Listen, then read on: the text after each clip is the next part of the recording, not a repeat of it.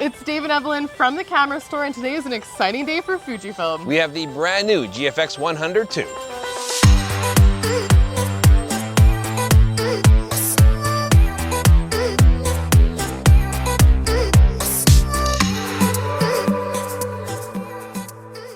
A few years ago, Fuji launched the GFX100, and it made a big splash, and it was literally a big camera with integrated grip. It had a lot of people talking about it, not just about the price tag, but the image quality was fantastic out of that camera. Since then, they've released several other models and a bunch of other lenses, but today, we're talking mainly about the brand new GFX100 II. Yeah, this is a gorgeous looking camera. They've made a lot of refinements. It feels so good in your hand. I'm going to talk a little bit about the ergonomics and handling later, but some of the big headline specs is we have a new sensor in this. This is a faster scanning sensor. It's still 102 megapixels. It's able to make like 400 megapixels multi-shot images. Pretty crazy. It has up to 8 stops of in-body image stabilization, a lot of awesome features, and it's also improved autofocus performance and better video specs. There is so much to talk about this camera, so let's get into it. When we first pulled this camera out of the box, I noticed that this camera looked a lot nicer. It's such a sexy design and I love the feel of it. And I noticed that the texture is this more kind of like modern woven looking material instead of that classic leatherette. I think it looks a lot more modern and it just kind of has this like high-tech appeal to it. And the ergonomics of this camera feel phenomenal in the hand. And of course, it's very important because this camera is not exactly lightweight. It's 1.03 kilograms. So this guy is a little bit heavier than a lot of other cameras out there, but this is fully loaded. I like the feel of this grip, as I mentioned. Now this little back knob on the back, it fits into your thumb. And when I first felt it, I thought, I really like that. It makes you feel very secure holding the camera. But Dave and I both agree that you might end up getting a little bit of thumb fatigue on the back of the camera, but I think it's definitely necessary to have a little bit of that extra hold on the back. Now this camera is all about design, functionality. We have C1 to C6 on the PSMA dial. We have some custom control buttons on the top of the camera that are brand new. The dials also are push-in buttons, so you have a lot of areas where you can custom control it. We also love in the ports that you have a full-size HDMI port, USB-C for charging, powering, and image delivery. You also have a LAN port, which is for Ethernet. So this camera can be tethered, it's fully connective, and then of course headphone jack, microphone jack on video, which we will get into a little bit later on.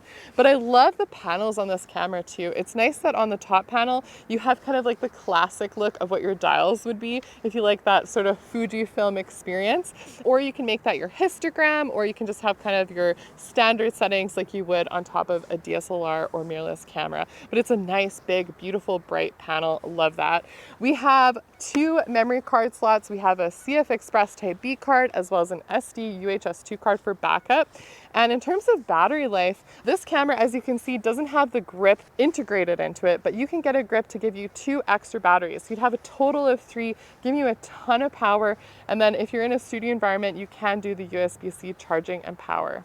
It does have a removable EVF. This is 9.44 million dots with 120 frame per second refresh rate. The other thing is that it has this articulating screen. You can tilt it. It doesn't fully articulate around to the front, but for a camera like this, just being able to shoot with it low, doing different angles, I think that's phenomenal. I think this has a lot of physical features that professionals are going to love. I think they've made a lot of smart decisions with this, and I'm happy with the design right out of the box. So as Ev mentioned, we do really like the fit and finish of this body and how it's all performing, that part of it, but inside is where things get even more exciting, I'm finding. We have a brand new 100 megapixel sensor. Now, this is great. We also have improved stabilization. We have 5 stops in the body itself, but with select lenses, we get up to 8 stops of stabilization. Now you kind of wrap your head around that. 100 megapixels stabilized. It's crazy what Fuji's been able to do with this camera. Now we do have the new X Processor 5 giving us increased processing power, so we have the same algorithms when it comes to focusing as the XH2 series. Now it's not quite as fast as you get with the XH2, it's a much smaller lenses used on those series, but we are getting improved. We're starting to bridge that gap between the functionality of the XH2 series and their medium format. Medium format has much bigger optics to move around, so it's going to be slower to autofocus. However, when it comes to this camera, it's all about image quality. I mean, we are spending this kind of money, we want the best image quality we can possibly get, and Fuji's delivering an exceptional package with this camera. 100 megapixels is a lot of resolution. And if you want more, you certainly can go into their 16 stack shot image, which gives you a 400 megapixel image. It's insane. It's going to kill your computer, killed mine. However, it's great to have that option if you want to play with it, but 100 megapixels is way more than most people are ever going to need. In the first place, I like it. I find it intoxicating. However, it's more than just resolution, it's the color that it's delivering as well. Now you can get improved dynamic range because of this brand new sensor. We're up to 16 stops of dynamic range with this camera in 16-bit color. When you think about that, that's 281 trillion colors that this camera is capable of capturing. That's pretty amazing to actually work with. Now I love the image quality I'm getting out of this sensor. I like the tonality, I like the range of it, the skin tones, everything is so nice to work with out of this camera. And having that extra dynamic range really allows you to massage your images in post-production.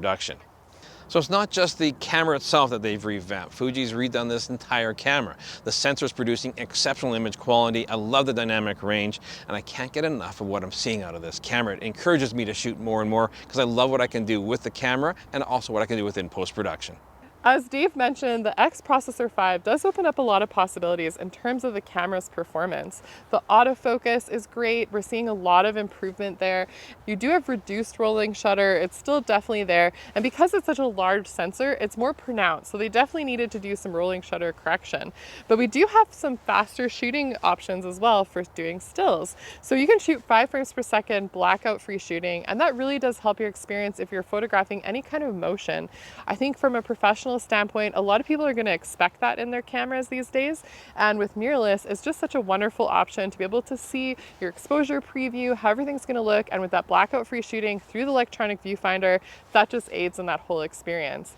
You can also do 8 frames per second continuous shooting. This processor has also made this camera, I can't believe I'm saying it, a very compelling cinema option. You have all the fully loaded ports that you could need for video. So you have a headphone jack, microphone jack, full-size HDMI port, you have the USB-C for power, and the internals of this camera actually are quite interesting as well. So you have 8K 30 with a 1.4 crop. It's all 422 10-bit footage.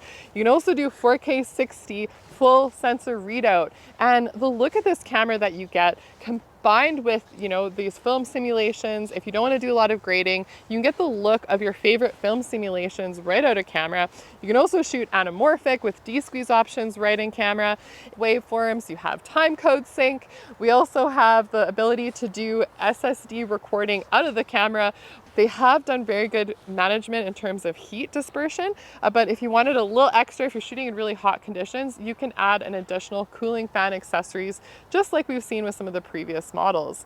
I mean, they've really fully loaded this with video specs, and it's an interesting concept because in the past, you look at medium format cameras and maybe it can shoot video, but you don't think of it as being an actual production option, where I think this actually kind of goes over the threshold, bridges the gap, and gives you that possibility. Well, Dave, we have another very solid Fujifilm launch. I'm very excited about this camera, and although we have it for a very short period of time, I'm excited. The fall colors are coming. We need to get this camera back here so we can document that as it changes. I agree. I was very inspired by this camera. It's really wanted me to go out and shoot a lot more because the image quality I'm able to get out of it is fantastic, and they've totally redone the whole camera. It's not just one aspect or just the fit and finish on something. They've redone the entire camera, and it's a big improvement overall. Yeah, inside out, it's nice that we have that faster scanning sensor, the new processing power.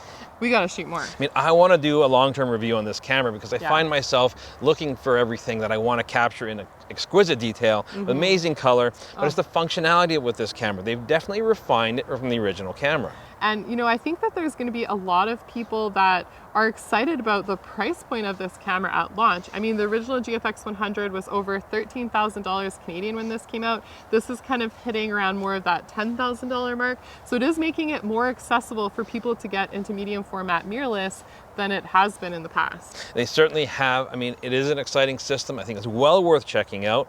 I can't wait to shoot more with it. And we haven't even talked about the lenses yet, but the camera itself, brilliant. But of course, we want to know, what are your thoughts on this new Fujifilm GFX100 2 camera? What do you think about the lenses? Do you want us to do another review? Let us know in the comments below. Make sure you follow us both on Instagram. And if you're new to our channel, please subscribe, hit the notification bell, and we'll catch you again very soon.